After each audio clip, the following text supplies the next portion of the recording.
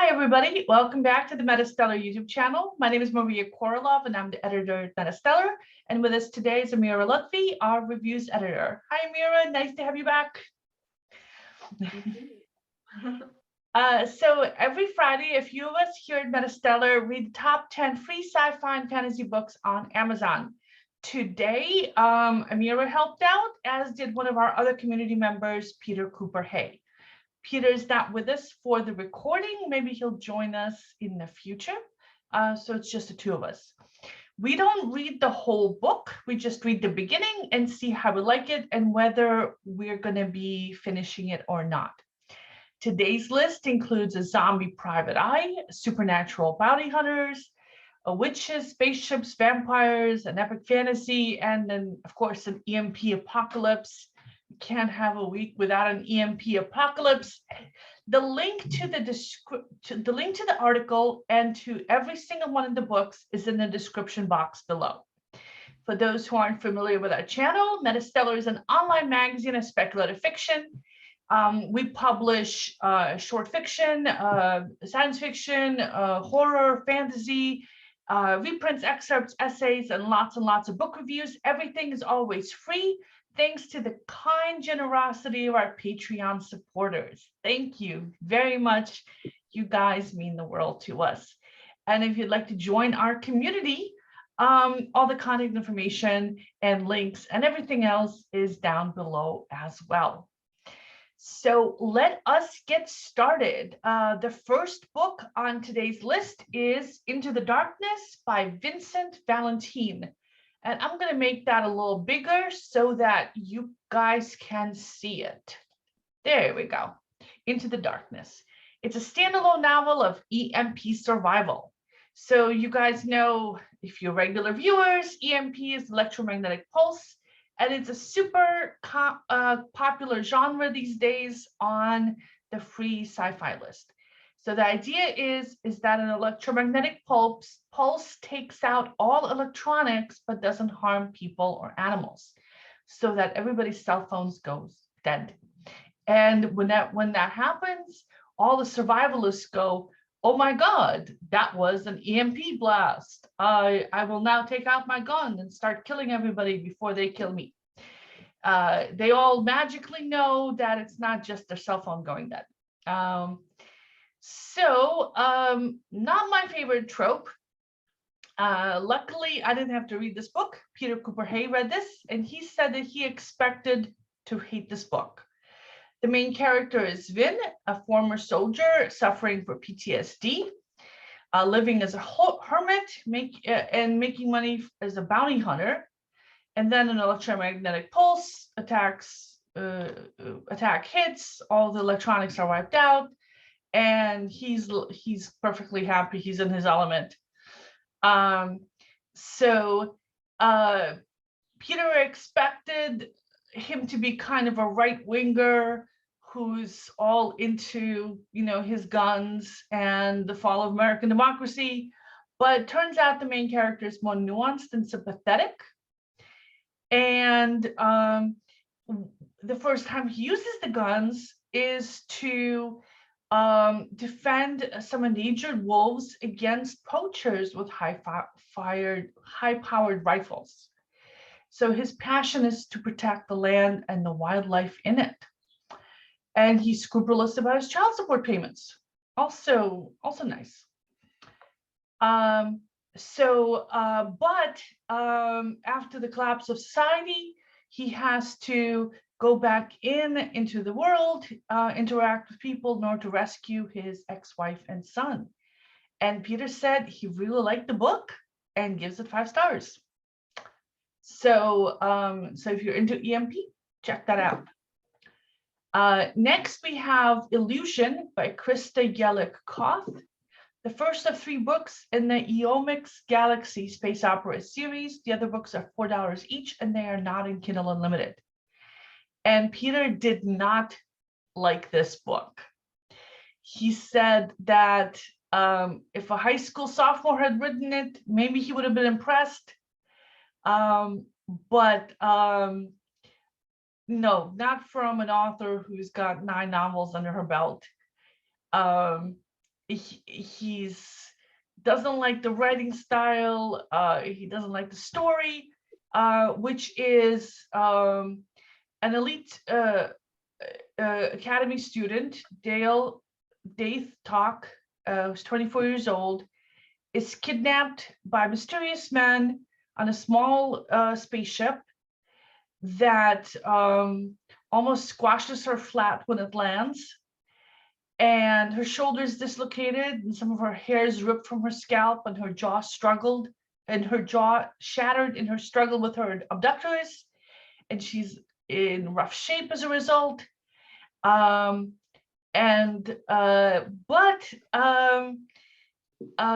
despite the fact that Peter didn't like the writing, he said it bops along at a good pace, and it follows the convention of an adventure novel. And he says, if you're not too snobbish about style and you're looking for a quick, lightweight read, you might enjoy it. I am not snobbish about style, and I love quick, lightweight reads. So I might check it out. And the next book is one I read, The Lost Siren by Ravenstorm, the first of 5 books in the Rise of the Drakken's paranormal reverse harem romance. The other books are $4 to $5 each, and they are not in Kindle Unlimited. The 5th book is scheduled to be released in October, and you can pre-order it now. So Kindle Unlimited, for those who don't know, you pay $10 a month, and you read as many books as you want. It's like the Netflix of books. It's really cool. I'm definitely a subscriber because I read a lot. I recommend it highly if you read more than a couple of books a month. So, these books are not in Kindle Unlimited. So if you like the first one, you're gonna have to pay for the rest. So that for me is kind of a downside. Another downside, I don't like romance. And I'm particularly not a fan of reverse harem romances. So reverse harem is that instead of choosing between a couple of hot men, the protagonist keeps them both, or more than 2 if there's more of them. I'm not opposed to the idea in principle, but whenever I read one of these books, I'm thinking, how does she manage it? That sounds really inconvenient and annoying, and the drama must be like, really, really over the top. So must be so tiring for her. So that's like one thing I have with this book. The other thing is that it starts out with somebody who's a sexual slave, Ren. She's enslaved by a vampire in a fantasy world where humans are prey, and he regularly beats her. And she's terrified of being sold off to someone else, like a vampire or a demon. Then a hot guy shows up. He's not a vampire. He's not a human. She doesn't know what he is. And he offers her a chance to run away with him if she wants to.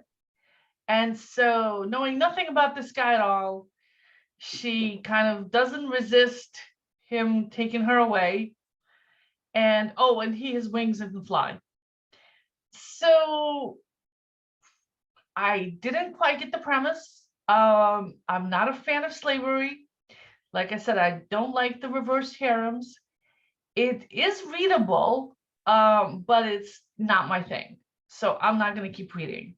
But if it is your kind of thing, the book is free. So yay. All right, then we have The Dark of Winter by Lizzy Prince. Here's the cover. The first of 4 books in the Wild Haven paranormal romance series. The other books are $4 each. The second is in Kindle Unlimited, but the other 2 aren't out yet. The 3rd book is due out later this month, and the 4th is due next spring. So if you're somebody who likes completed series, you're going to have to wait for the rest of it. So, as I mentioned just a minute ago, I'm not a fan of romance. If my protagonist meets an annoying guy, I'd rather she killed him and got it over with instead of all that drama and back and forth and all that stuff. But we can't always get what we want. So the story is about Miri, who, when she was a kid, her mom moved them from town to town all the time. And then when she was 15, A hot, mysterious stranger showed up in the middle of the living room, who she felt an immediate connection to. And then her mom sent her away with that stranger for her own safety. Then we switch to the guy's point of view. And his name is Davis, and he's only a little bit older than Mary. And the reason that he showed up is because his aunt asked him to do him a favor, and because Mary's mom needed her help. And he feels an immediate connection to Mary as well. And then they go off, and he takes her to his aunt's house. Then the story jumps forward 10 years to when Mary is 25. She hasn't seen her mom in the past 10 years and thinks she's dead. And she's inherited her mom's house. It's been in a trust all this time. So the house is on an island off the coast of Maine, and she's going to move there and try to figure out what happened to her mom. And and both she and Davis have some kind of magic, but it's not clear yet what it is. And she gets to the island, and the first person she meets is the hot real estate agent who has papers for her to sign. And so it's a slow-moving, slow-build kind of romance. If you like that kind of thing, if you like a slow-build magical romance, check it out. Not my thing, so I am not going to stick with it. Next is a book that is totally my thing, Death Warmed Over by Kevin J. Anderson. And here's the cover. So it's the first of 8 books in the Dan Shamble Zombie PI Urban Fantasy series. Unfortunately, the other books are not on Kindle Unlimited, and their prices range from $6 to $12. So it's on the high side for ebooks. And the 8th book isn't out yet. It's due out in November. Now, the reason you might want to invest the money anyway is because Kevin J. Anderson is a superstar. He's been a New York Times bestseller list. He's written several of the Dune novels.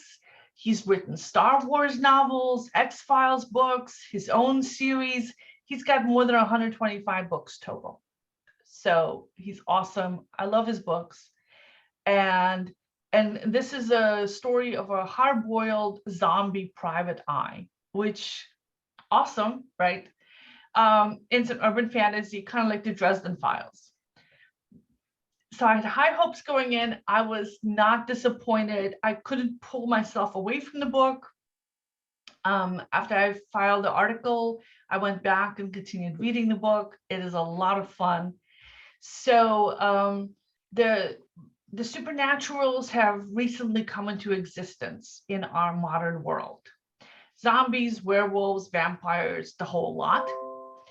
And Dan Shambles was a private detective, and he got murdered, and he became a zombie. And so he just went right back to work again. He just pulled his fedora hat down a little further to cover the big hole in his head. Because he said cases don't close themselves. So the world building here is awesome. So when people turn into, zombies or ghosts or vampires or whatever, they just go on with their normal lives. So Egyptian mummies are coming back to life and suing their museums. People are turning into werewolves and filing for divorce from their exes because they're now werewolves.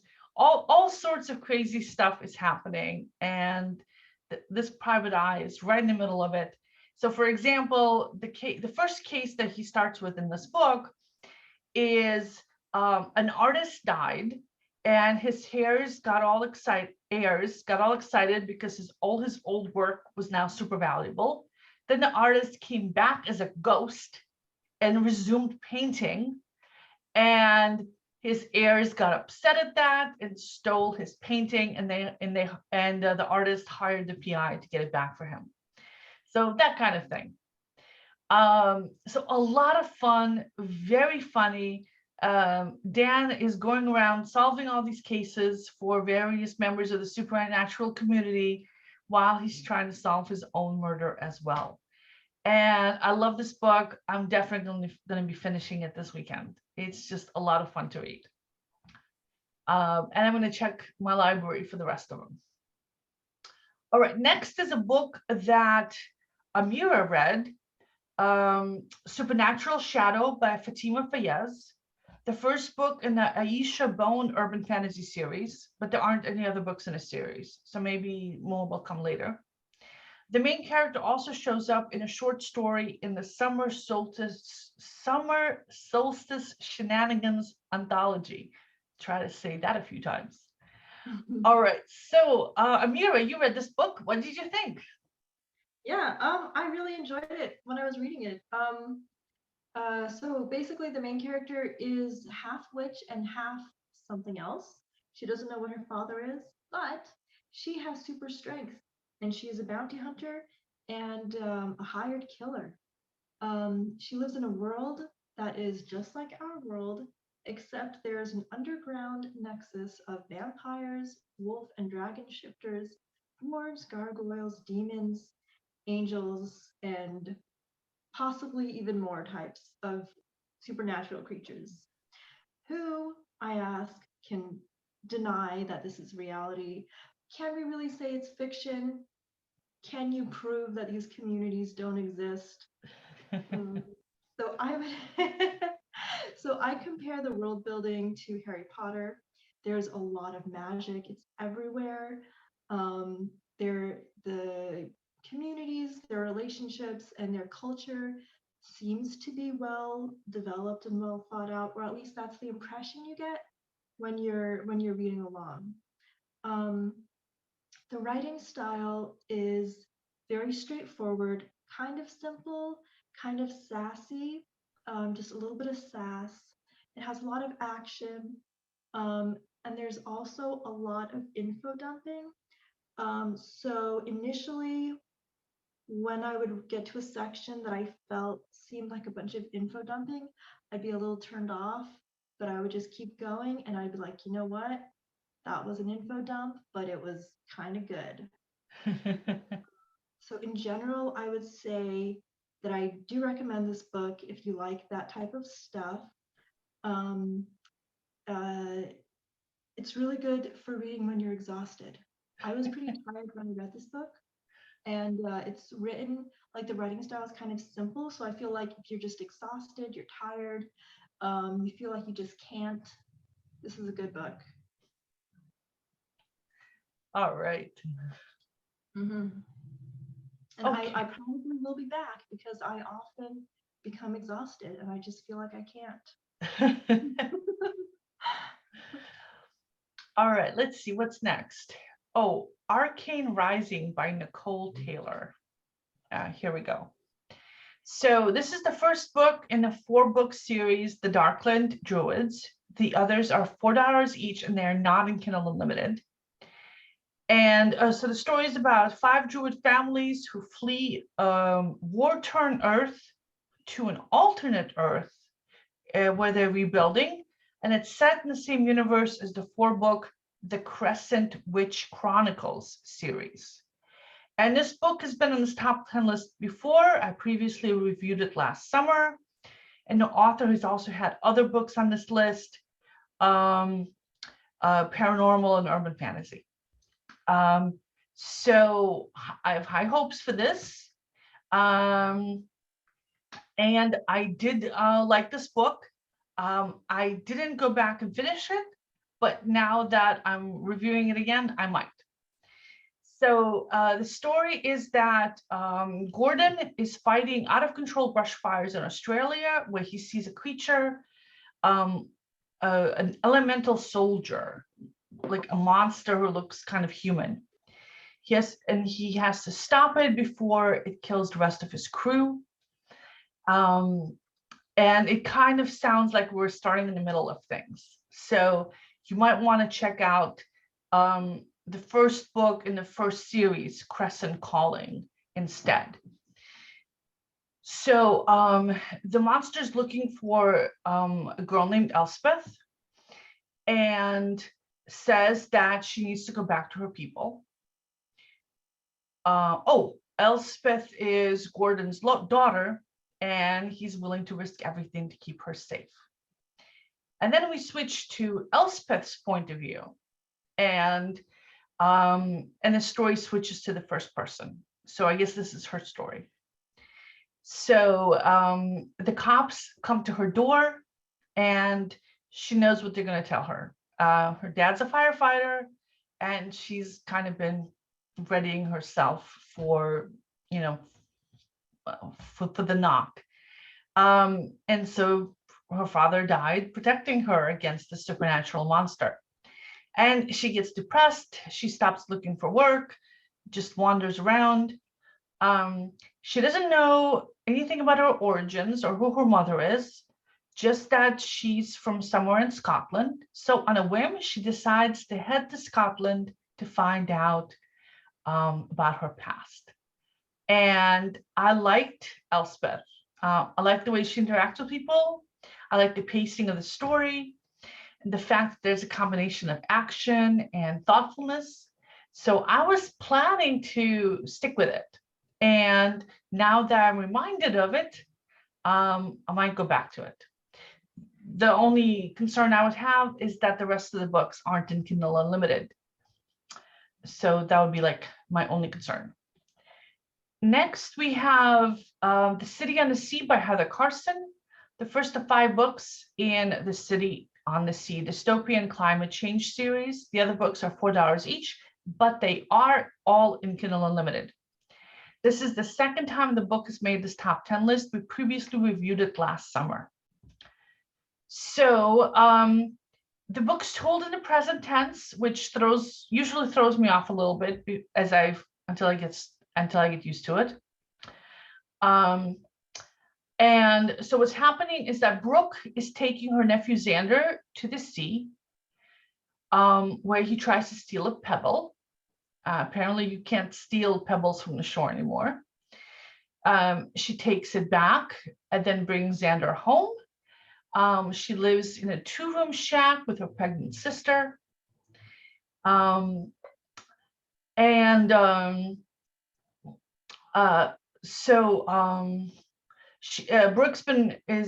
is 18, and she's been working as a spinner for 2 years.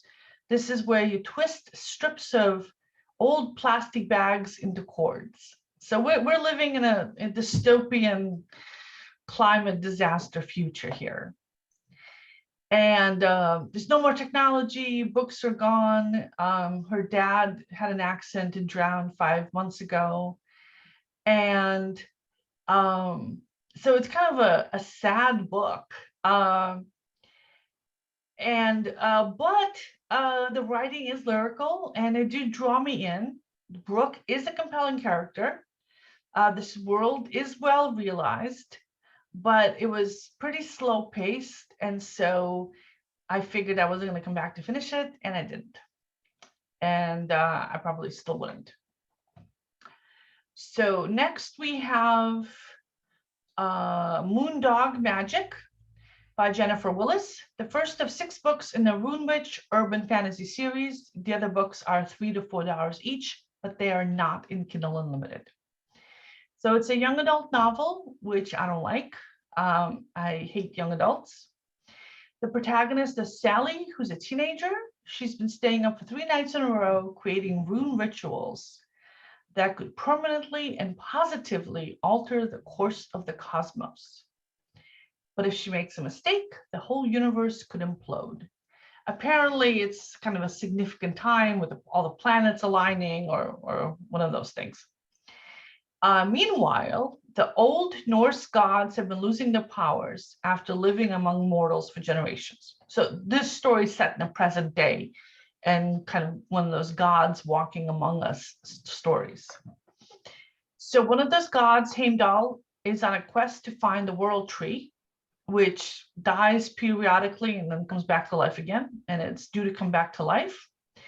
And he works as a forest ranger, and he's out there in the forest looking for this tree. And something weird is happening to him. If he doesn't find this tree, things can go very badly. So I'm not particularly a fan of the premise, but I do like both of these characters, even though the main protagonist is a teenage girl. And I'm enjoying the writing. I'm enjoying the story's pacing. So I might stick with the book this weekend. And finally, the last book today is a box set of 3 books in the Cloud Warrior Saga. So it's the first 3 books of an 11-book series. The other books in the series are $3 to $4 each, but they're all in Kindle Unlimited.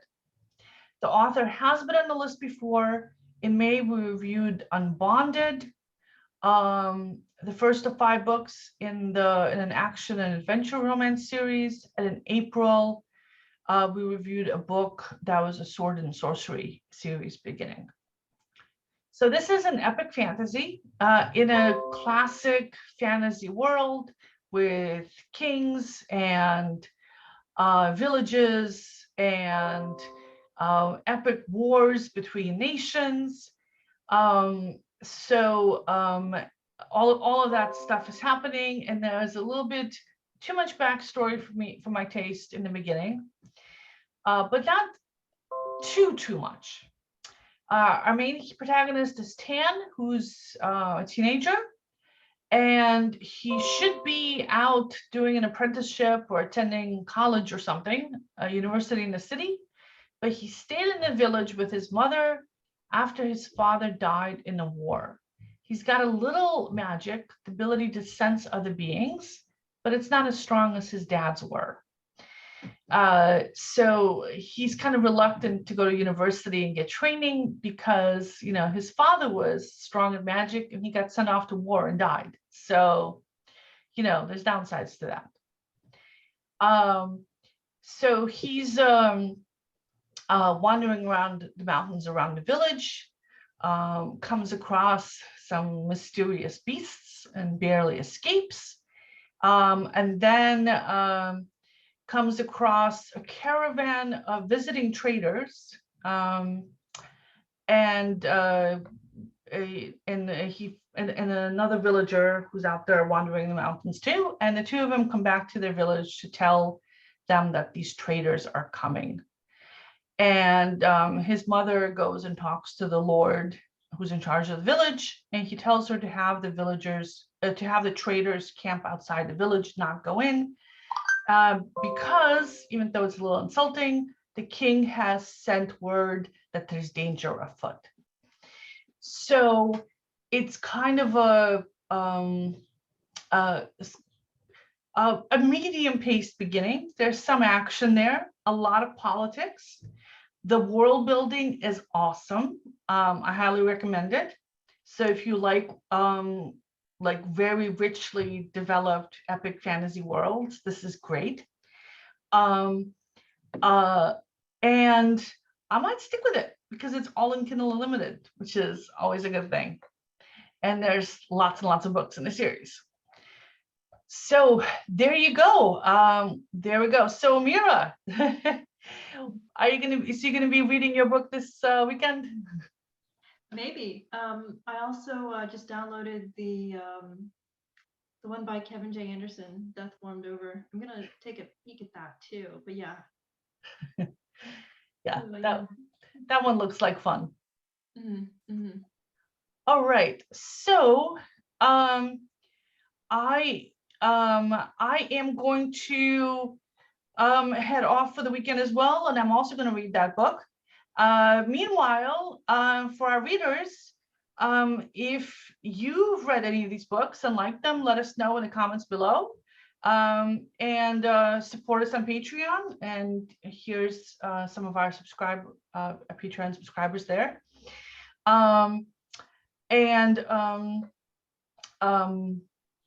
What else?